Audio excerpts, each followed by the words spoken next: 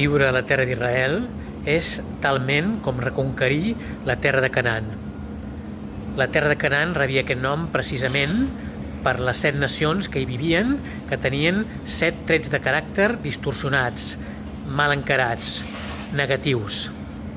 I el jueu que viu a la terra d'Israel el que ha d'aconseguir és tenir tots aquests 7 trets de caràcter rectificats, redreçats.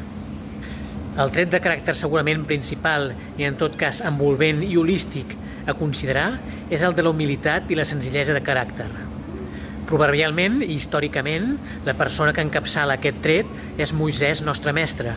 però tanmateix és palpable i visible aquest tret de la humilitat i la senzillesa de caràcter en tot jueu israelià, que té una forma de vestir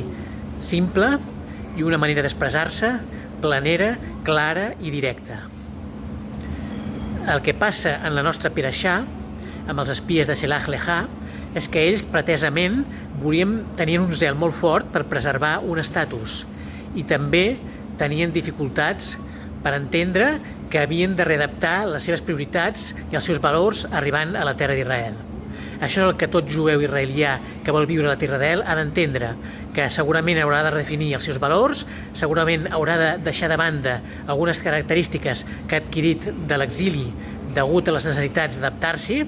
i ha d'integrar-se plenament tant en valors com en caràcter a la nova terra, la terra d'Israel, la terra que només admet el que van fer els pioners 33 anys després dels nostres espies de la nostra Perashà, que és